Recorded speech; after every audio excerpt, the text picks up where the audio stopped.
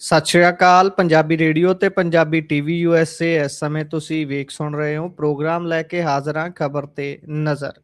ਇਸ ਪ੍ਰੋਗਰਾਮ ਦੇ ਵਿੱਚ ਦੇਸ਼ ਵਿਦੇਸ਼ ਦੇ ਨਾਲ ਜੁੜੀਆਂ ਹੋਈਆਂ ਅਹਿਮ ਖਬਰਾਂ ਤੇ ਪਾਈਦਾ ਚਾਨਣਾ ਤੇ ਸਾਡੇ ਨਾਲ ਹਰ ਰੋਜ਼ ਦੀ ਤਰ੍ਹਾਂ ਸਾਥ ਹੁੰਦਾ ਹੈ ਸੀਨੀਅਰ ਪੱਤਰਕਾਰ ਮਿੰਟੂ ਗੁਰਸਰੀਆ ਜੀ ਦਾ। ਕਰਦੇ ਹਾਂ ਸਭ ਤੋਂ ਪਹਿਲਾਂ ਉਹਨਾਂ ਦਾ ਪ੍ਰੋਗਰਾਮ ਦੇ ਵਿੱਚ ਨਿੱਘਾ ਸਵਾਗਤ। ਬਹੁਤ ਬਹੁਤ ਸਵਾਗਤ ਹੈ ਜੀ।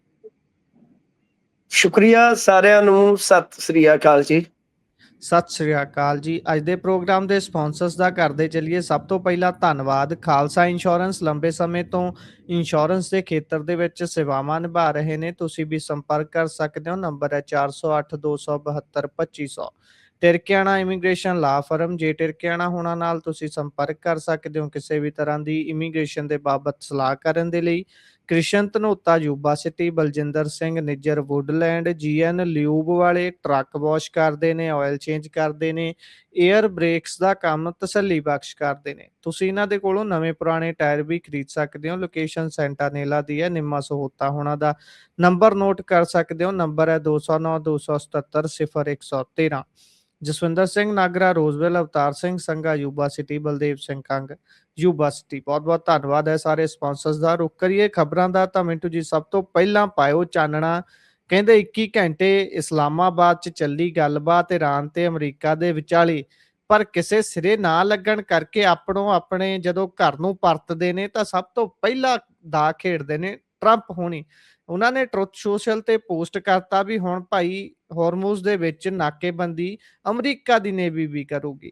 ਤੇ ਗੱਲ ਹੋਰ ਹੀ ਪਾਸੇ ਨੂੰ ਤੁਰ ਪਈ ਹੈ, ਤਣਾਅ ਵੱਧਦਾ ਹੀ ਜਾ ਰਿਹਾ ਹੈ। ਉਸ ਤੋਂ ਬਾਅਦ ਮੇਜਰ ਅਪਡੇਟਸ ਕੀ ਨੇ ਜੀ ਹੁਣ ਤੱਕ ਦੀਆਂ? ਬਿਲਕੁਲ ਬਿਲਕੁਲ ਗੁਰਪ੍ਰੀਤ, ਦੇਖੋ ਇਸ ਵੇਲੇ ਜਿਹੜੀਆਂ ਖਬਰਾਂ ਆ ਰਹੀਆਂ ਜੀ ਉਹਨਾਂ ਤੇ ਆਪਾਂ ਪ੍ਰਮੁੱਖ ਖਬਰਾਂ ਤੇ ਝਾਤ ਮਾਰੀਏ। ਸਭ ਤੋਂ ਪਹਿਲਾਂ ਕਿ ਈਰਾਨ ਉੱਤੇ ਅਮਰੀਕਨ ਨੇਵੀ ਨੇ ਨਾਕਾਬੰਦੀ ਸ਼ੁਰੂ ਕਰ ਦਿੱਤੀ ਹੈ। ਠੀਕ ਹੈ ਜੀ, ਇਹ ਫੈਸਲਾ ਜਿਹੜਾ ਹੈ ਉਹ ਅਮਰੀਕਨ ਟਾਈਮ ਯਾਨੀ ਸੁਬਾਹ 10 ਵਜੇ ਤੋਂ ਲਾਗੂ ਹੋਣਾ ਹੈ। ਤੇ ਇਸ ਫੈਸਲੇ ਤੋਂ ਤੁਰੰਤ ਬਾਅਦ ਯਾਨੀ ਅੱਜ 7:30 ਵਜੇ, 7:30 ਯਾਨੀ ਲਗਭਗ ਆਪਣੇ ਤੋਂ ਹੁਣ ਜੇ ਵੇਖੀਏ ਤੇ ਸਵਾ ਕੁ ਘੰਟਾ ਪਹਿਲਾਂ ਇਹ ਲਾਗੂ ਹੋ ਜਾਣਾ ਹੈ। ਤਾਂ ਇਸ ਫੈਸਲੇ ਦੇ ਤਹਿਤ ਕਿ ਜੋ ਵੀ ਜਹਾਜ਼ ਹਾਰਮੂਜ਼ ਦੇ ਰਸਤੇ ਤੋਂ ਗੁਜ਼ਰਨ ਦਾ ਯਤਨ ਕਰੇਗਾ ਉਹਨੂੰ ਰੋਕਿਆ ਜਾਊ, ਜਾਂਚ ਕੀਤੀ ਜਾਊ। ਖਾਸ ਤੌਰ ਤੇ ਉਹਨਾਂ ਜਹਾਜ਼ਾਂ ਤੇ ਨਜ਼ਰ ਰੱਖੀ ਜਾਊ ਜਿਹੜੇ ਈਰਾਨ ਨੂੰ ਟੋਲ ਦੇ ਕੇ ਆਉਂਦੇ ਜੀ। ਕਿਉਂਕਿ ਟਰੰਪ ਨੇ, ਜਿਵੇਂ ਤੁਸੀਂ ਗੱਲ ਕਹੀ ਕਿ ਇਹ ਗੱਲਬਾਤ ਜਿਹੜਾ ਇਸਲਾਮਾਬਾਦ ਡਾਇਲੋਗ, ਇਹ ਗੱਲਬਾਤ ਟੁੱਟਣ ਤੋਂ ਤੁਰੰਤ ਬਾਅਦ ਇਹ ਕਿਹਾ ਸੀਗਾ ਕਿ ਜੋ ਜਹਾਜ਼ ਈਰਾਨ ਨੂੰ ਗੈਰ ਕਾਨੂੰਨੀ ਟੋਲ ਦੇਣਗੇ ਉਹਨਾਂ ਨੂੰ ਸੁਰੱਖਿਅਤ ਲਾਂਘਾ ਨਹੀਂ ਦਿੱਤਾ ਜਾਏਗਾ। ਇਹਦੇ ਵਿੱਚ ਇਹ ਸਾਡਾ ਮੰਤਵ ਆ ਕਿ ਈਰਾਨ ਦੀ ਆਰਥਿਕ ਤਾਕਤ ਤੇ ਸੱਟ ਮਾਰਾਂਗੇ। ਇੱਧਰ ਭਾਰਤ ਦੇ ਵਿੱਚ ਜਿਹੜੇ ਈਰਾਨੀਅਨ ਡਿਪਲੋਮੈਟ ਆ ਮੁਹੰਮਦ ਫਤਹ ਅਲੀ, ਉਹਨਾਂ ਨੇ ਕਿਹਾ ਕਿ ਹਾਰਮੁਜ਼ ਸਟ੍ਰੇਟ ਤੋਂ ਗੁਜ਼ਰਨ ਵਾਲੇ ਭਾਰਤੀ ਜਹਾਜ਼ਾਂ ਤੋਂ ਕੋਈ ਟੋਲ ਨਹੀਂ ਲਿਆ ਗਿਆ। ਈਰਾਨ ਮਤਲਬ ਕਿ ਉੱਥੋਂ ਜਹਾਜ਼ਾਂ ਨੂੰ ਸੁਰੱਖਿਅਤ ਲੰਘਣ ਚ ਮਦਦ ਕਰੇਗਾ। ਮਤਲਬ ਸਾਫ਼ ਹੈ ਜਿਹੜੀ ਚਰਚਾ ਚੱਲ ਰਹੀ ਸੀ, ਕਿਉਂਕਿ ਲੰਮੇ ਸਮੇਂ ਤੋਂ ਬਾਅਦ ਤਕਰੀਬਨ 7-8 ਸਾਲਾਂ ਦੇ ਵਕਫੇ ਤੋਂ ਬਾਅਦ ਦੋ ਵੱਡੇ ਜਹਾਜ਼ ਜਿਹੜੇ ਆ ਤੇਲ ਨਾਲ ਭਰ ਕੇ ਉਹ ਇੰਡੀਆ ਪਹੁੰਚਿਆ, ਈਰਾਨ ਵਾਲਾ ਤੇਲ। ਠੀਕ ਹੈ ਜੀ। ਪਰ ਇਸ ਦਰਮਿਆਨ ਕੀ ਹੁੰਦਾ ਹੈ ਕਿ ਇਹ ਜਿਹੜੀ ਨਾਕੇਬੰਦੀ ਹੈ ਤਾਂ ਇਹਦਾ ਸਭ ਤੋਂ ਵੱਡਾ ਜਿਹੜਾ ਪ੍ਰਤੀਕਾਰ ਕੀਤਾ ਜਾਂ ਕਹਿ ਲਓ ਕਿ ਇਸ ਗੱਲ ਦਾ ਜਿਨ੍ਹਾਂ ਨੇ ਬੁਰਾ ਮਨਾਇਆ ਉਹ ਨੇ ਚੀਨ ਵਾਲੇ। ਜੀ, ਚੀਨ ਵਾਲਿਆਂ ਨੇ ਤੇ ਸਿੱਧਾ ਆਖ ਦਿੱਤਾ ਗੁਰਪ੍ਰੀਤ ਕਿ ਦੇਖੋ ਸਾਡਾ ਤੇਲ ਜਿਹੜਾ ਹੈ ਯਾਨੀ ਜੋ ਸਾਡੇ ਜਹਾਜ਼ਾਂ ਦਾ ਲਾਂਘਾ ਟੱਪ ਹੈ ਉਹ ਹੈਗਾ ਸਮਝੌਤੇ ਤੇ ਨਿਯਮਾਂ ਦੇ ਅਨੁਸਾਰ। ਤੇ ਜੇ ਕਿਸੇ ਦੇ ਆ ਕੇ ਕੋਈ ਅੜਚਨ ਅੜਿੱਕਾ ਦਿੱਕਤ ਦੁਸ਼ਵਾਰੀ ਖੜੀ ਕੀਤੀ ਤੇ ਫਿਰ ਵੇਖੀ ਜਾ ਸੀ। ਤਾਂ ਇਹਦਾ ਮਤਲਬ ਹੈ ਕਿ ਚਾਈਨਾ ਜਿਹੜਾ ਹੈ ਉਹ ਇੱਧਰ ਜੋ ਨਵੀਆਂ ਚੀਜ਼ਾਂ ਵਾਪਰ ਰਹੀਆਂ, ਨਵੀਆਂ ਡਿਵੈਲਪਮੈਂਟ ਹੋ ਰਹੀਆਂ ਨੇ, ਇਹਦੇ ਤੇ ਬਹੁਤ ਧਿਆਨ ਦੇ ਨਾਲ ਸ਼ਹਿ ਮਾਰ ਕੇ ਨਜ਼ਰ ਗੜਾਈ ਬੈਠਾ ਹੈ। ਹੁਣ ਅੱਗੇ ਆ ਜਾਈਏ ਕਿ ਫਰਜ਼ ਕਰੋ ਕਿ ਜਿਵੇਂ ਹੀ ਇਹ ਹਾਰਮੂਜ਼ ਦੀ ਨਾਕਾਬੰਦੀ ਸ਼ੁਰੂ ਹੁੰਦੀ ਆ, ਚੀਨ ਦੇ ਕਿਸੇ ਜਹਾਜ਼ ਨੂੰ, ਜਿਵੇਂ ਕਿ ਹੁਣ ਆਪਾਂ ਦੇਖਿਆ ਹੀ ਆ, ਹੁਣ ਤੋਂ ਥੋੜੀ ਦੇਰ ਪਹਿਲਾਂ ਮੈਂ ਪੜ੍ਹ ਰਿਹਾ ਸੀ ਕਿਤੇ ਕਿ ਇਹਦੇ ਵਿੱਚ ਟਰੰਪ ਨੇ ਚੇਤਾਵਨੀ ਦਿੱਤੀ ਆ ਕਿ ਜੇ ਕੋਈ ਈਰਾਨੀ ਜਹਾਜ਼ ਅਮਰੀਕਨ ਨਾਕਾਬੰਦੀ ਦੇ ਕੋਲ ਆਉਂਦਾ ਹੈ ਤਾਂ ਉਹਨੂੰ ਤੁਰੰਤ ਖਤਮ ਕਰ ਦਿੱਤਾ ਜਾਏਗਾ। ਇਹ ਵੈਸਾ ਹੀ ਜੀ, ਤਰੀਕਾ ਇਸਤੇਮਾਲ ਹੋਏਗਾ ਜਿਸ ਤਰ੍ਹਾਂ ਸਮੁੰਦਰ ਦੇ ਵਿੱਚ ਡਰੱਗ ਤਸਕਰਾਂ ਦੇ ਜਹਾਜ਼ ਰੋਕੇ ਜਾਂਦੇ ਆ, ਯਾਨੀ ਤੇਜ਼ੀ ਤੇ ਸਖਤੀ ਨਾਲ। ਜੀ, ਠੀਕ ਹੈ। ਹੁਣ ਇਹਦਾ ਮਤਲਬ ਇਹੋ ਆ ਕਿ ਜੇਕਰ ਇਸ ਤਰ੍ਹਾਂ ਦੀ ਕੋਈ ਨੀਮ ਕੀਮ ਹੁੰਦੀ ਆ ਤਾਂ ਫਿਰ ਚੀਨ ਇਸ ਮਾਮਲੇ 'ਚ ਅੱਗੇ ਆ ਸਕਦਾ ਹੈ। ਤਾਂ ਇਹਦਾ ਇੱਕ ਭਾਵ ਅਰਥ ਇਹ ਵੀ ਨਿਕਲਦਾ ਹੈ ਗੁਰਪ੍ਰੀਤ, ਜੀ, ਕਿ ਦਰਅਸਲ ਏਦਾਂ ਲੱਗਦਾ ਹੈ ਕਿ ਜਿੱਦਾਂ ਇਸ ਲਾਂਘੇ ਨੂੰ ਪ੍ਰਭਾਵਿਤ ਕਰਨ ਦਾ ਮਕਸਦ ਅਮਰੀਕਾ ਦਾ ਚੀਨ ਤੇ ਦਬਾਅ ਬਣਾਉਣਾ ਹੈ ਕਿ ਜੀ, ਚੀਨ ਵੀ, ਕਿਉਂਕਿ 1/3 ਯਾਨੀ 1/3 ਤੇਲ ਦੀ ਜਿਹੜੀ ਖਪਤ ਹੈ ਚਾਈਨਾ ਦੀ, ਉਹਨਾਂ ਦੀ ਵੀ ਆਪਣੇ ਵਾਂਗ ਜ਼ਿਆਦਾ ਖਪਤ ਇੰਪੋਰਟ ਤੋਂ ਹੀ ਪੂਰੀ ਹੁੰਦੀ ਆ ਨਾ। ਇੱਕ ਜੀ, ਤਿਹਾਈ ਤੇਲ ਉਹ ਇੱਥੋਂ ਈਰਾਨ ਤੋਂ ਲੈਂਦਾ ਹੈ। ਠੀਕ ਹੈ ਜੀ, ਜੀ। ਹੁਣ ਜੇਕਰ ਗੁਰਪ੍ਰੀਤ ਮੰਨ ਲਓ ਉਹਨਾਂ ਦੀ ਇਹ ਸਪਲਾਈ ਲਾਈਨ ਪ੍ਰਭਾਵਿਤ ਹੁੰਦੀ ਹੈ ਤਾਂ ਅਰਥ ਵਿਵਸਥਾ ਜਾਂ ਜੋ ਵੀ ਚਾਈਨਾ, ਵੈਸੇ ਚਾਈਨਾ ਦੀ ਇਕਨੋਮੀ ਬਹੁਤ ਤਗੜੀ ਹੈ, ਉਹ ਇਹਨਾਂ ਚੀਜ਼ਾਂ ਦੇ ਨਾਲ ਜ਼ਿਆਦਾ ਡੱਕਾ ਡੋਲਾ ਨਹੀਂ ਖਾਂਦੀ, ਪਰ ਕਿਤੇ ਨਾ ਕਿਤੇ ਪ੍ਰਭਾਵ ਤੇ ਪੈਂਦਾ ਹੈ। ਤਾਂ ਉਹ ਪ੍ਰਭਾਵ ਦਾ ਮੁੱਖ ਮਕਸਦ ਜਾਂ ਮੰਤਵ ਜਾਪਦਾ ਇਹੋ ਆ ਕਿ ਚਾਈਨਾ ਨੂੰ ਥੋੜਾ ਤੰਗ ਕੀਤਾ ਜਾਵੇ, ਚਾਈਨਾ ਤੇ ਪ੍ਰੈਸ਼ਰ ਕ੍ਰੀਏਟ ਕੀਤਾ ਜਾਵੇ, ਉਹਦੇ ਨਾਲ ਡਬਲ ਸੱਟ ਵੱਜੇਗੀ। ਯਾਨੀ ਇੱਕ ਤਾਂ ਇਰਾਨੀਅਨ ਜਿਹੜੀ ਉਹਨਾਂ ਨੂੰ ਆਰਥਿਕ ਮਦਦ ਮਿਲਦੀ ਹੈ ਚੀਨ ਤੋਂ, ਉਹ ਜੀ, ਰੁਕੇਗੀ। ਸੈਕਿੰਡ, ਕਿ ਚੀਨ ਗੱਲਬਾਤ ਵਾਸਤੇ ਇਹਨਾਂ ਨੂੰ ਪੁਸ਼ ਕਰੇਗਾ, ਈਰਾਨ ਨੂੰ ਪੁਸ਼ ਕਰੇਗਾ ਕਿ ਭਾਈ ਤੁਸੀਂ ਗੱਲਬਾਤ ਕਰਕੇ ਤੇ ਕੰਮ ਨਿਬੇੜੋ।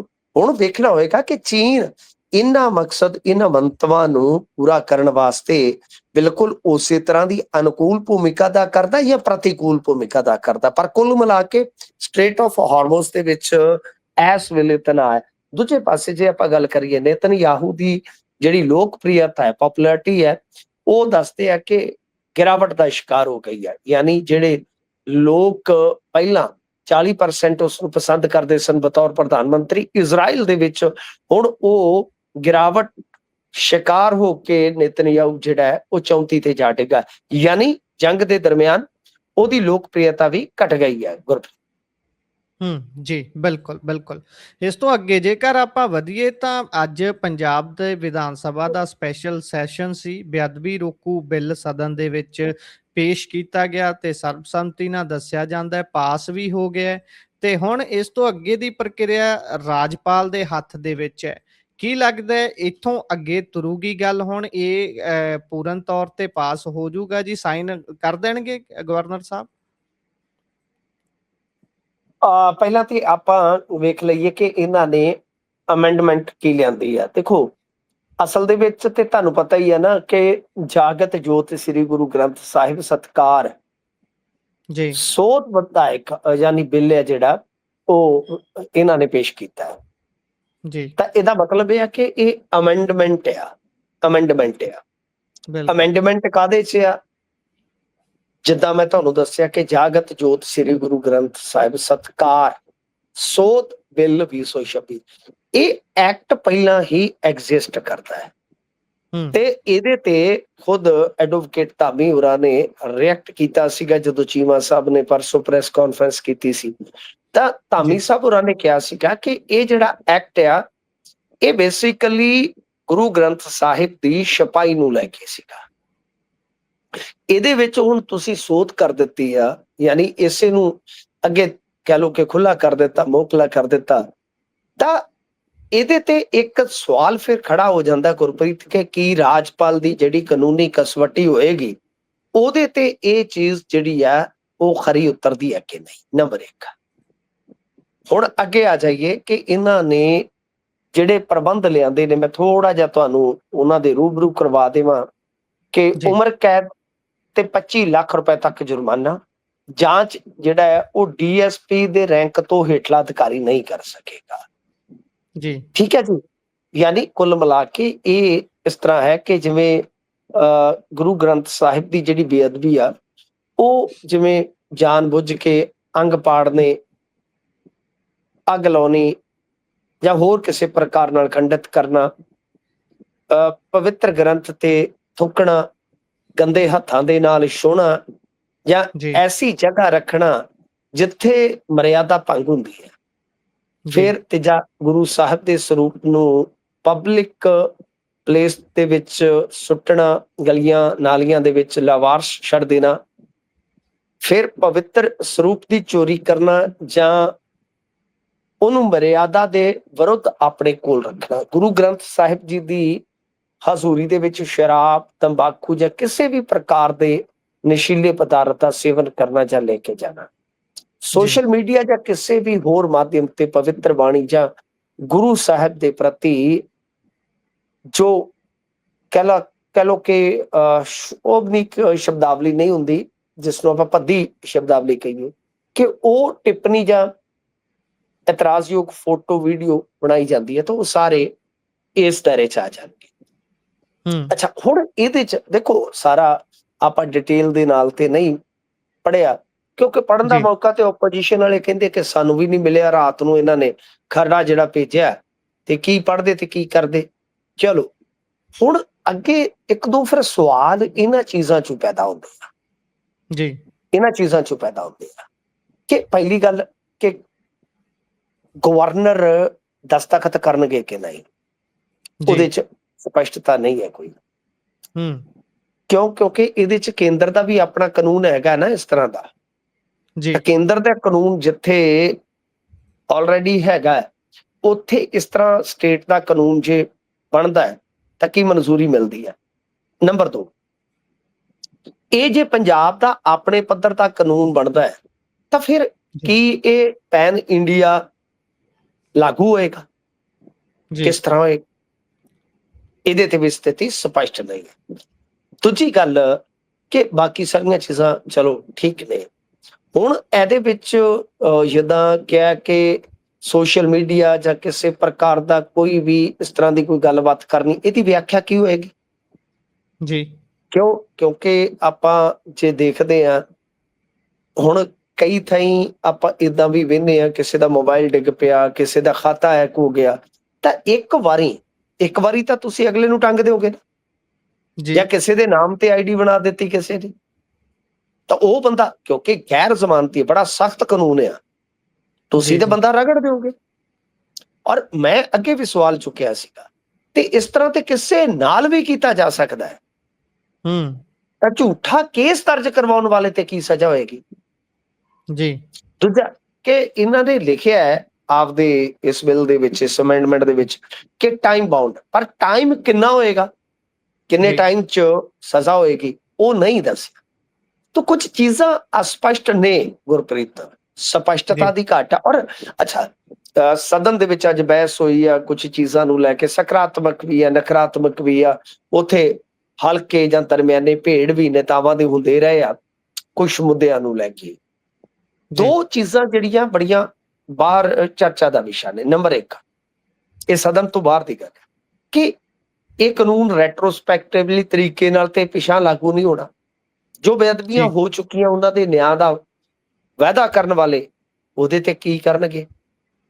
ਸੈਕੰਡ ਚੀਜ਼ ਕਿ ਸਿਧਾਂਤ ਵਰਸਜ ਸੰਵਿਧਾਨ ਦੇ ਪ੍ਰਕਰਨ ਦੇ ਵਿੱਚੋਂ ਜਦੋਂ ਆਪਾਂ ਦੇਖਦੇ ਹਾਂ ਕਿ ਹੁਣ ਗੁਰੂ ਗ੍ਰੰਥ ਸਾਹਿਬ ਦੇ ਸਤਿਕਾਰ ਦੀ ਯਕੀਨਤਾ ਵਾਸਤੇ ਕਹਿ ਲਓ ਕਿ ਕੋਰਟ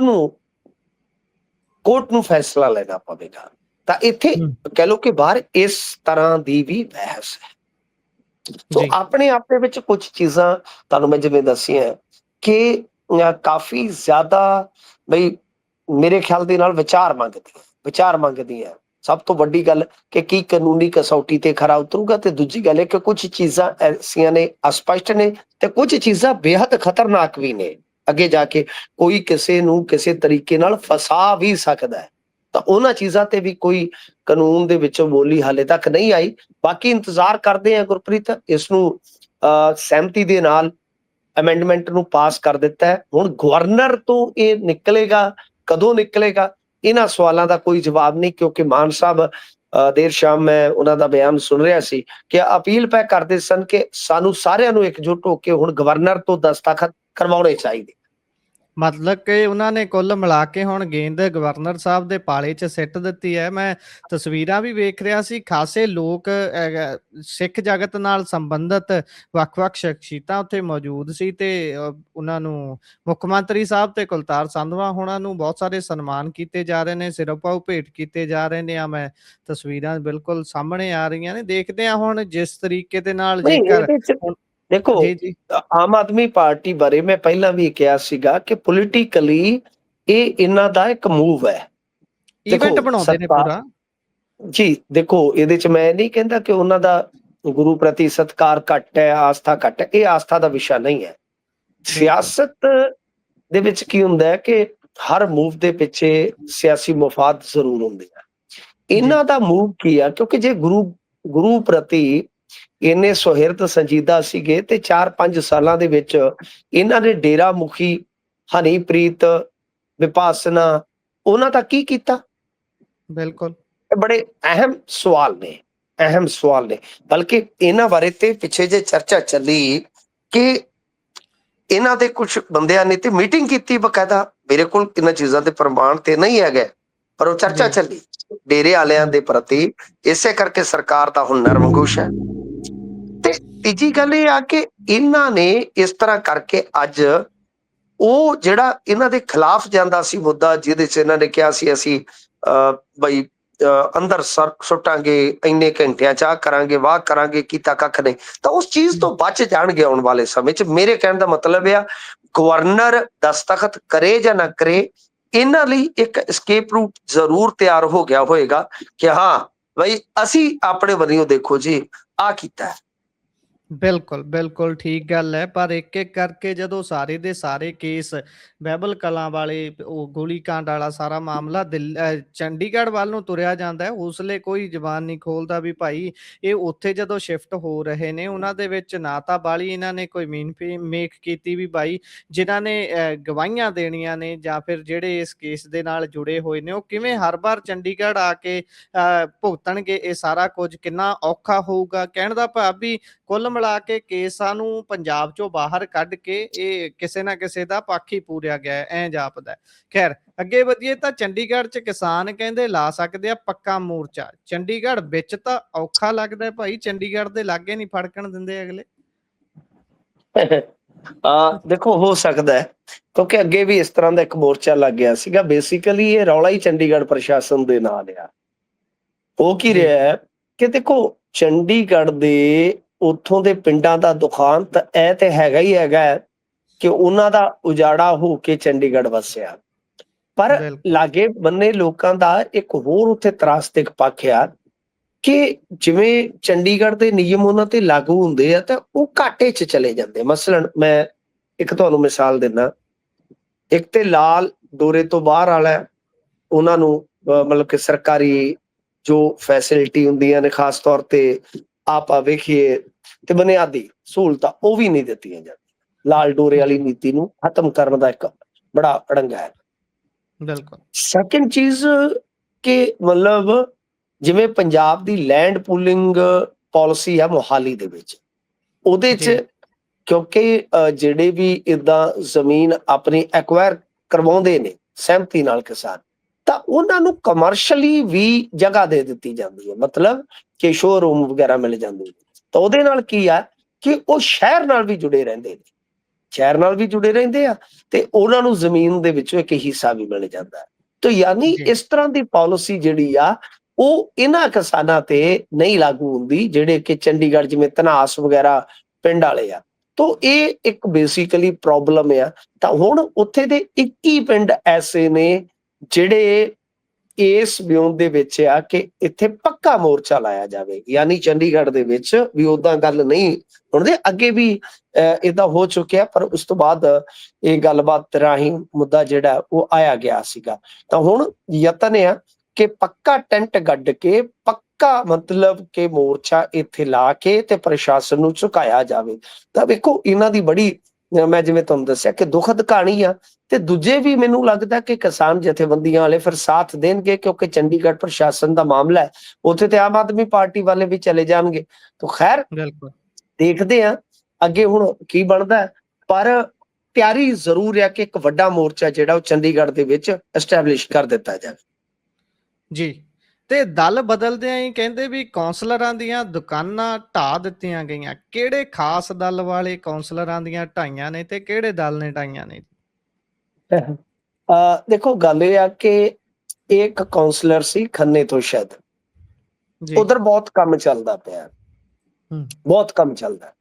ਅੱਛਾ, ਏਦਾਂ ਹੋਇਆ ਕਿ ਇਹ ਅਕਾਲੀਆਂ ਦਾ ਕਾਉਂਸਲਰ ਸੀਗਾ, ਜੀ। ਅਕਾਲੀਆਂ ਦਾ ਕਾਉਂਸਲਰ ਸੀ ਗੁਰਪ੍ਰੀਤ, ਤੇ ਇਹ ਝਾੜੂ ਵਾਲਿਆਂ 'ਚ ਚਲਾ ਗਿਆ ਵੀ ਉਦੋਂ ਤੇ ਜੀ। ਸਭ ਕੁਝ ਠੀਕ ਸੀ, ਸਭ ਅੱਛਾ ਹੈ ਜੀ, ਬੱਲੇ ਬੱਲੇ ਹੈ ਜੀ। ਬਾਅਦ 'ਚ ਕੀ ਹੋਇਆ ਕਿ ਇਹਦਾ ਚਲੋ ਪਤਾ ਨਹੀਂ, ਹੁਣ ਮਨ ਨਹੀਂ ਲੱਗਿਆ। ਅਕਾਲੀਆਂ ਦਾ ਕਈ ਵਾਰ ਮਨ ਵੀ ਨਹੀਂ ਨਾ ਲੱਗਦਾ, ਕਈ ਅਕਾਲੀਆਂ ਦਾ ਮਨ ਤੇ ਟਿਕ ਜਾਂਦਾ ਹੈ, ਕਈਆਂ ਦਾ ਮਨ ਜਿਹੜਾ ਉੱਡੂ ਉੱਡੂ ਕਰੇ ਮੇਰਾ ਜੀ ਵੇਹਾਣੀਆਂ, ਓਦਾਂ ਉੱਡੂ ਉੱਡੂ ਜੀ ਕਰਦਾ ਤੇ ਇਹ ਫਿਰ ਵਾਪਸ ਆ ਜਾਂਦੇ ਨੇ। ਇਹ ਜੀ। ਸੱਜਣ ਵੀ ਵਾਪਸ ਆ ਗਿਆ ਜੀ।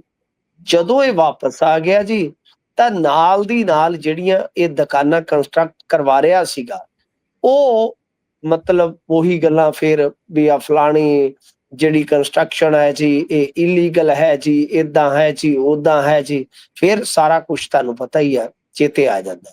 ਤਾਂ ਖੈਰ ਜੀ। ਇਹ ਦੁਕਾਨਾਂ ਦੀ ਭੰਨਤੋੜ ਜਿਹੜੀ ਆ ਉਹ ਕੀਤੀ ਆ ਕਾਉਂਸਲ ਵੱਲੋਂ, ਤੇ ਦੂਜੇ ਪਾਸੇ ਜਿਹੜਾ ਈਓ ਆ ਉੱਥੋਂ ਦਾ, ਉਹ ਕਹਿੰਦਾ ਕਿ ਨਕਸ਼ਾ ਪਾਸ ਨਹੀਂ, ਨਕਸ਼ਾ ਪਾਸ ਨਹੀਂ। ਮੇਰੀ ਗੱਲ ਸੁਣੋ, ਚਲੋ ਸਹਿਮਤ ਹੈ ਇਸ ਗੱਲ ਤੇ, ਮੈਂ ਸਹਿਮਤ ਹਾਂ ਕਿ ਹੋ ਸਕਦਾ ਕਿ ਕੋਈ ਕਾਗਜ਼ੀ ਕਾਰਵਾਈ ਰਹਿੰਦੀ ਹੋਵੇ, ਕੋਈ ਨਕਸ਼ਾ ਵਗੈਰਾ ਪਾਸ ਨਾ ਹੋਵੇ। ਪਹਿਲੀ ਗੱਲ ਤੇ ਇਹ ਆ ਕਿ ਇਸ ਤਰ੍ਹਾਂ ਕਾਉਂਸਲਾਂ ਦੇ ਵਿੱਚ ਜਿਹੜੇ ਰੋਹਬਦਾਰ ਬੰਦੇ ਆ, ਉਹਨਾਂ ਦਾ ਸਾਰਾ ਕੁਝ ਚੱਲਦਾ। ਦੂਜੇ ਪਾਸੇ ਫਰਜ਼ ਕਰੋ ਕਿ ਨਕਸ਼ਾ ਪਾਸ ਨਹੀਂ, ਤਾਂ ਗੁਰਪ੍ਰੀਤ ਤੇ ਇੱਕ ਕੋਈ ਪ੍ਰੋਸੀਜਰ ਤੇ ਫੋਲੋ ਕਰਨਾ ਚਾਹੀਦਾ ਹੈ ਨਾ, ਵਿਧੀ ਵਿਧਾਨ ਦੇ ਮੁਤਾਬਕ। ਕੋਈ ਨੋਟਿਸ ਜਾਵੇ, ਕੋਈ ਅਗਲੇ ਨੂੰ ਜਵਾਬ ਦਾਖਲ ਕਰਨ ਦਾ ਮੌਕਾ ਮਿਲੇ। ਇਹ ਕੀ ਹੋਇਆ? ਤੇ ਜੇਕਰ ਇਹ ਝਾੜੂ ਦੀ ਸੇਵਾ ਕਰੀ ਜਾਂਦਾ, ਕੀ ਇਹਦੀਆਂ ਦੁਕਾਨਾਂ ਢਾਈਆਂ ਜਾਂਦੀਆਂ? ਕਿਉਂਕਿ ਸਿੱਧੇ ਤੌਰ ਤੇ ਜਿਹੜੇ ਉੱਥੇ ਹਲਕਾ ਇੰਚਾਰਜ ਹੈ ਯਾਦੂ, ਉਹ ਕਹਿ ਰਹੇ ਆ ਕਿ ਜਿਹੜੇ ਖੰਨਾ ਦੇ ਵਿਧਾਇਕ ਆ ਤੇ ਕੈਬਨਿਟ ਮੰਤਰੀ ਆ ਮਿਸਟਰ ਤਰੁਣਪ੍ਰੀਤ ਸਿੰਘ ਸੌਂਦ, ਉਹ ਜੀ। ਬਦਲਾਖੋਰੀ ਦੀ ਰਾਜਨੀਤੀ ਕਰ ਰਹੇ। ਉਹਨਾਂ ਨੇ ਕਿਹਾ ਕਿ ਜਦੋਂ ਤੱਕ ਸਰਬਦੀਪ ਸਿੰਘ ਕਾਲੀਰਾਵ ਆਮ ਆਦਮੀ ਪਾਰਟੀ ਦੇ ਵਿੱਚ ਸੀ ਤੇ ਇਹਨਾਂ ਦੁਕਾਨਾਂ ਨੂੰ ਕਿਸੇ ਨੇ ਨਜਾਇਜ਼ ਨਹੀਂ ਮੰਨਿਆ। ਅੱਜ ਜੀ। ਜਦੋਂ ਬਈ ਇਹ ਇੱਧਰ ਆ ਗਏ ਤੇ ਹੁਣ ਦੁਕਾਨਾਂ ਨਜਾਇਜ਼ ਹੋ ਗਈਆਂ। ਸਵਾਲ ਤੇ ਵਾਜਬ ਆ ਗੁਰਪ੍ਰੀਤ, ਸਵਾਲ ਤੇ ਜਾਇਜ਼ ਆ, ਜੈਨੂਇਨ ਆ, ਪਰ ਮੇਰੇ ਖਿਆਲ ਦੇ ਨਾਲ ਇਹ ਅਕਸਰ ਹੋ ਰਿਹਾ।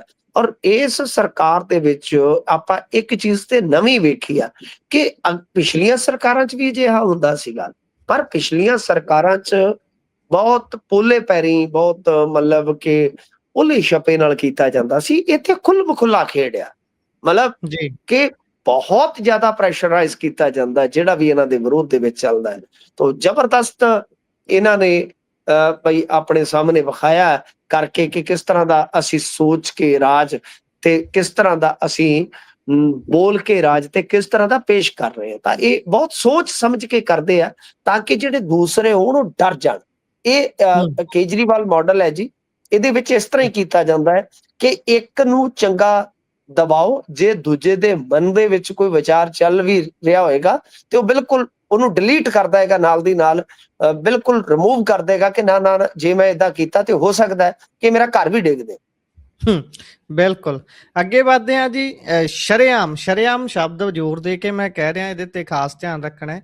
ਸ਼ਰੇਆਮ ਮਹੀਨਾ ਮੰਗਣ ਵਾਲੇ ਪੁਲਿਸ ਕਰਮੀ ਨੂੰ ਸਸਪੈਂਡ ਕੀਤਾ ਗਿਆ ਹੈ ਜੀ। ਇਹ ਸ਼ਰੇਆਮ ਸੀ ਤਾਂ ਹੀ ਸਸਪੈਂਡ ਹੋ ਗਿਆ, ਨਹੀਂ ਤਾਂ ਕੰਮ ਤਾਂ ਬਥੇਰੀ ਜਗ੍ਹਾ ਚੱਲੀ ਜਾਂਦਾ। ਗੁਰਪ੍ਰੀਤ, ਤੁਹਾਨੂੰ ਯਾਦ ਹੋਏਗਾ ਬਟਾਲਾ ਸ਼ਹਿਰ ਸੀ, ਬਟਾਲੇ ਸ਼ਹਿਰ ਦਾ ਇੱਕ ਟ੍ਰੈਫਿਕ ਇੰਚਾਰਜ ਕਾਫੀ ਉਹ ਚਰਚਾ ਮਚ ਰਿਹਾ, ਤੇ ਜੀ। ਉਹਨੇ ਕੀ ਕੀਤਾ ਸੀ ਕਿ ਇੱਕ ਆਮ ਆਦਮੀ ਪਾਰਟੀ ਦੇ ਨੇਤਾ ਦਾ ਆ ਜਿਹੜਾ ਪ੍ਰੀ ਵੈਡਿੰਗ ਫੋਟੋ ਸ਼ੂਟ ਹੀ ਕਰਵਾ ਦਿੱਤਾ ਸੀ। ਤੁਹਾਨੂੰ ਯਾਦ ਹੋਣਾ, ਆਪਣੀ ਵਰਦੀ 'ਚ ਅਸਲੀ ਨਾਕਾ ਲਾ ਕੇ, ਤੇ ਮਤਲਬ ਕਿ ਬਿਲਕੁਲ ਜਿੱਦਾਂ ਐਕਟਰ ਕਰਦੇ ਨੇ, ਉਹ ਅਸਲੀ ਪੁਲਿਸ ਹੀ ਜਿਹੜੀ ਹੈ ਉਸ ਵੀਡੀਓਗ੍ਰਾਫੀ 'ਚ ਆਈ ਸੀ, ਤੁਹਾਨੂੰ ਯਾਦ ਹੋਣਾ। ਫਿਰ ਉਸ ਥਾਣੇਦਾਰ ਨੂੰ ਕਾਰਵਾਈ ਦੀ ਜ਼ਦ ਚ ਲਿਆ ਗਿਆ ਸੀ। ਇਹ ਉੱਥੋਂ ਦੀ ਘਟਨਾ ਹੈ ਬਟਾਲੇ ਦੀ। ਉੱਥੇ ਇੱਕ ਸਤਿੰਦਰ ਨਾਂ ਦਾ ASI ਜਿਹੜਾ ਹੈ, ਉਹ ਸ਼ਰੇਆਮ ਹੀ ਕਹਿ ਰਿਹਾ ਕਿ 5000 ਰੁਪਇਆ ਦੇ, ਜੋ ਮਰਜ਼ੀ ਕਰੀ ਜਾ, ਮੈਂ ਨਹੀਂ ਰੋਕਦਾ ਤੈਨੂੰ ਭਾਈ। ਤੇ ਨਾਲੇ ਉਹ ਕਹਿ ਰਿਹਾ ਕਿ ਦੇਖ ਆਪਾਂ ਜਾਇਜ਼ ਕੋਈ ਤੇਰੇ ਤੇ ਜ਼ਿਆਦਾ ਬੋਝ ਨਹੀਂ ਪਾਉਣਾ, ਵੀ ਹੂੰ ਹਲਕਾ ਜਿਹਾ ਹੀ ਰੱਖਾਂਗੇ, ਵੀ ਜ਼ਿਆਦਾ ਮੈਂ ਜੀ ਮੰਗਦਾ ਨਹੀਂ, 5000 ਦੇ ਦੇ, ਜੋ ਮਰਜ਼ੀ ਕਰੀ ਜਾ, ਜੋ ਮਰਜ਼ੀ ਨਾ ਕਰੀ ਜਾ, ਮੈਨੂੰ ਕੋਈ ਜਮਾਨ ਕੋਈ ਨਹੀਂ ਬੁਲਾਉਂਦਾ। ਜੀ ਤਾਂ ਉਸ ਤੋਂ ਬਾਅਦ ਫਿਰ ਸਰਕਾਰ ਹਰਕਤ ਦੇ ਵਿੱਚ ਆਈ, ਪ੍ਰਸ਼ਾਸਨ ਹਰਕਤ ਦੇ ਵਿੱਚ ਆਇਆ, ਉਹਦੀ ਬਦਲੀ ਕਰ ਦਿੱਤੀ ਆ।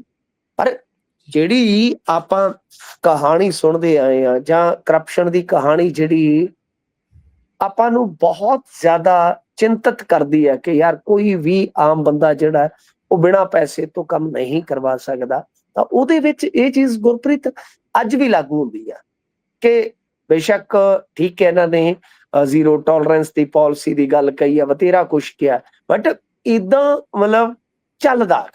ਇਹ ਤਾਂ ਸੱਚ ਹੈ, ਕਿਉਂਕਿ ਹਰ ਹਫ਼ਤੇ ਹਰ ਮਹੀਨੇ ਆਪਾਂ ਇਹ ਚੀਜ਼ਾਂ ਲਗਾਤਾਰ ਦੇਖ ਰਹੇ ਹਾਂ। ਤਾਂ ਇਹ ਵੀਡੀਓ ਬਾਹਰ ਆ ਗਿਆ ਜਿਹਦੇ ਕਰਕੇ ਕਾਰਵਾਈ ਹੋ ਗਈ। ਬਿਲਕੁਲ ਤੁਹਾਡੀ ਗੱਲ ਦਰੁਸਤ ਆ, ਪਤਾ ਨਹੀਂ ਪਰਦੇ ਦੇ ਵਿੱਚ ਕੀ ਕੁਝ ਚੱਲੀ ਜਾਂਦਾ ਜੀ। ਜੀ ਜੀ। ਤੇ ਉਧਰ ਇੱਕ ਜਨਾਬ ਹੋਣੀ ਨੰਬਰ ਪਲੇਟ ਦਾ ਤਗੜਾ ਜੁਗਾੜ ਕਰੀ ਫਿਰਦੇ ਸੀ ਪੁਲਿਸ ਨੂੰ ਜੀ। ਜਿਹੜੀ ਇਹ ਨੰਬਰ ਪਲੇਟਾਂ ਵਾਲੀ ਖਬਰ ਹੈ, ਅੱਜ ਵਾਕਿਆ ਮੈਂ ਕਹਿੰਦਾ ਕਿ ਕਮਾਲ ਦੀ ਗੱਲ ਹੈ, ਕਮਾਲ ਦੀ ਗੱਲ ਹੈ ਗੁਰਪ੍ਰੀਤ, ਕਿ ਇਸ ਖਬਰ ਨੂੰ, ਇਸ ਛੋਟੀ ਜਿਹੀ ਖਬਰ ਹੈ, ਆਮ ਜਿਹੀ ਖਬਰ ਹੈ ਵੇਖਣ ਨੂੰ ਲੱਗਦੀ, ਤੇ ਕਿ ਇਸ ਖਬਰ ਨੂੰ ਨੈਸ਼ਨਲ ਨਿਊਜ਼ਪੇਪਰਾਂ ਨੇ ਫਰੰਟ ਪੇਜ ਤੇ ਵੀ ਜਗ੍ਹਾ ਦਿੱਤੀ ਆ। ਦਰਅਸਲ ਹੁੰਦਾ ਕੀ ਆ, ਹੁੰਦਾ ਇਹ ਆ ਕਿ ਇਸ ਘਟਨਾ ਦਾ ਪਤਾ ਉਦੋਂ ਲੱਗਿਆ ਜਦੋਂ ਹੈਦਰਾਬਾਦ ਦੇ ਇੱਕ ਇਲਾਕੇ ਦੇ ਵਿੱਚ ਨਾਕਾ ਲੱਗਾ ਸੀਗਾ। ਜੁਬਲੀ ਹਿਲਸ ਬੜਾ ਮਸ਼ਹੂਰ ਇਲਾਕਾ ਹੈ, ਪੌਸ਼ ਏਰੀਆ ਹੈਦਰਾਬਾਦ ਦਾ। ਜੇ ਹੈਦਰਾਬਾਦ ਕੋਈ ਜਾਵੇ ਤੇ ਜੁਬਲੀ ਹਿਲਸ ਨਾ ਜਾਵੇ ਫਿਰ ਗੱਲ ਮਾੜੀ ਆ। ਤੇ ਕਹਿੰਦੇ ਕਿ ਜਦੋਂ ਵੀਕਐਂਡ ਤੇ ਚੈਕਿੰਗ ਹੋ ਰਹੀ ਸੀ ਕਿ ਸ਼ਰਾਬ ਪੀ ਕੇ ਗੱਡੀ ਚਲਾਉਣ ਦੇ ਮਾਮਲੇ ਵੇਖੇ ਜਾ ਰਹੇ ਸੀਗੇ, ਤਾਂ ਉਦੋਂ ਇੱਕ BMW ਗੱਡੀ ਨੂੰ ਰੋਕਿਆ ਜਾਂਦਾ ਹੈ। ਜੀ ਤਾਂ ਪੁਲਿਸ ਕਰਮਚਾਰੀਆਂ ਨੂੰ ਉਹਦੇ ਚ ਕੁਝ ਸ਼ੱਕੀ ਲੱਗਿਆ, ਤੇ ਜਦ ਇਹਨਾਂ ਨੇ ਪਤਾ ਕੀਤਾ ਤਾਂ ਕਮਾਲ ਦੀ ਤਕਨੀਕ ਸੀ। ਕਮਾਲ ਦੀ ਤਕਨੀਕ ਇਹ ਕਿ ਉਹਦੇ ਕੋਲ ਇੱਕ ਰਿਮੋਟ ਸੀ, ਔਰ ਰਿਮੋਟ ਕੰਟਰੋਲ ਮੈਕੈਨਿਜ਼ਮ ਇਸ ਤਰ੍ਹਾਂ ਦਾ ਸੀਗਾ ਕਿ ਜਿਵੇਂ ਉਹ ਬਟਨ ਨੱਪਦਾ ਸੀਗਾ ਤੇ ਨੰਬਰ ਪਲੇਟ ਆਟੋਮੈਟਿਕਲੀ ਚੇਂਜ ਹੋ ਜਾਂਦੀ ਸੀ, ਯਾਨੀ ਫਲੈਪ ਸਿਸਟਮ ਦੇ ਜ਼ਰੀਏ। ਫਲਿਪ ਨੰਬਰ ਜਿੱਦਾਂ ਨਹੀਂ, ਫਲਿਪ ਨੰਬਰ ਪਲੇਟ ਹੋ ਤਾਂ ਫਲੈਪ ਬਣਿਆ ਹੁੰਦਾ। ਤਾਂ ਮਤਲਬ ਕਿ ਅੰਦਰ ਬੈਠਾ ਹੀ ਉਹ, ਜਿਵੇਂ ਕਿਸੇ ਨਾਕੇ ਤੇ, ਕਿਉਂਕਿ ਉਹਨੂੰ ਜਿਵੇਂ ਉਹ ਆਂਦਾ ਨਾ ਮਿੱਤਰਾਂ ਨੂੰ ਸ਼ੌਂਕ ਹਥਿਆਰਾਂ ਦਾ, ਤਾਂ ਉਦਾਂ ਹੀ ਇਹ BMW ਵਾਲਾ ਬੰਦਾ ਸੀ ਨਾ ਜਿਹੜਾ, ਇਹ ਸ਼ੌਂਕੀਆ ਨਿਯਮ ਤੋੜਦਾ ਹੈ। ਜਿਵੇਂ ਹੀ ਮੰਨ ਲਓ ਕਿਤੇ ਕੈਮਰੇ ਚ ਆਉਂਦਾ ਤੇ ਨਾਲ ਦੀ ਨਾਲ ਕੀ ਕਰਦਾ ਸੀਗਾ ਕਿ ਉਹ ਰਿਮੋਟ ਦਾ ਬਟਨ ਨੱਪਦਾ ਤੇ ਕੈਮਰੇ ਦੀ ਨਜ਼ਰ ਦੇ ਵਿੱਚ ਦੂਜੀ ਨੰਬਰ ਪਲੇਟ ਆ ਜਾਂਦੀ। ਨੰਬਰ ਪਲੇਟ ਇਹਦੇ ਕੋਲ ਇੱਕ ਦਿੱਲੀ ਦੀ ਸੀ, ਇੱਕ ਤੇਲੰਗਾਨਾ ਦੀ ਸੀ। ਮੈਨੂੰ ਲੱਗਦਾ ਜੇ ਏਦਾਂ ਹੀ ਹੋਰ ਰਿਸਰਚ ਕਰਦਾ ਤੇ ਨੰਬਰ ਪਲੇਟਾਂ ਨੇ ਸ਼ਾਇਦ 3-4 ਕਰ ਦੇਣੀਆਂ ਸੀ। 3-4 ਬਟਨ ਹੁੰਦੇ, ਕੋਈ ਲਾਲ, ਨੀਲਾ, ਹਰਾ, ਪੀਲਾ, ਕਿ ਇੱਥੇ ਇਸ ਸਟੇਟ ਦੀ, ਇੱਥੇ ਇਸ ਸਟੇਟ ਦੀ। ਤਾਂ ਗੱਲ ਇਹ ਆ ਕਿ ਪੁਲਿਸ ਵੀ ਹੈਰਾਨ ਹੈ ਯਾਰ, ਵੀ ਇਹੋ ਜਿਹੇ ਐਡੇ ਇਨੋਵੇਟਿਵ ਬੰਦੇ ਪਏ ਨੇ ਸਾਡੇ ਕੋਲ, ਕਿਉਂ ਅਸੀਂ ਤਰੱਕੀ ਨਹੀਂ ਕਰ ਰਹੇ? ਇਹੋ ਜਿਹੇ ਰੌਸ਼ਨ ਦਿਮਾਗ ਸਾਡੇ ਕੋਲ ਪਏ ਨੇ, ਬੱਲੇ ਬੱਲੇ। ਨਾਲ ਸਭ ਤੋਂ ਵੱਡੀ ਗੱਲ ਇਹ ਆ ਕਿ ਹੈਰਾਨੀ ਦੀ ਤੇ ਇੱਕ ਹੋਰ ਵੀ ਵਜ੍ਹਾ ਕਿ ਜਿਹੜਾ ਬੰਦਾ ਫੜਿਆ ਗਿਆ ਉਹ ਡਾਕਟਰ ਹੈ ਪੇਸ਼ੇ ਤੋਂ ਜੀ, ਲਗਜ਼ਰੀ ਗੱਡੀ ਚਲਾਉਣ ਵਾਲਾ। ਮਤਲਬ ਜਾਦੂਈ ਤਰੀਕਾ ਅਪਣਾਈ ਬੈਠਾ ਯਾਰ, ਹੱਦ ਹੋ ਗਈ ਆ, ਹੱਦ ਹੋ ਗਈ ਆ। ਤਾਂ ਇਹ ਤੇ ਜਦੋਂ ਹੀ ਮੰਨ ਲਓ ਸੁਰਖੀਆਂ ਚ ਆਇਆ, ਅੱਜ ਮੈਂ ਦੇਖਿਆ ਅੰਗਰੇਜ਼ੀ, ਹਿੰਦੀ, ਇੰਨੇ ਅਖਬਾਰਾਂ ਨੇ ਇਸ ਨੂੰ ਕਵਰ ਕੀਤਾ ਕਿ ਗੱਲ ਹੀ ਛੱਡ ਦਿਓ ਗੁਰਪ੍ਰੀਤ। ਤੇ ਕਈ ਤਾਂ ਕਹਿ ਰਿਹਾ ਕਿ 7 ਤੋਪਾਂ ਦੀ ਸਲੂਪ, ਜਿਵੇਂ ਤੋਪਾਂ ਦੀ, ਬਈ ਇਹਨੂੰ ਸਲਾਮੀ ਦਿਓ, ਇਹੋ ਜਿਹਾ ਦਿਮਾਗ ਜੀ।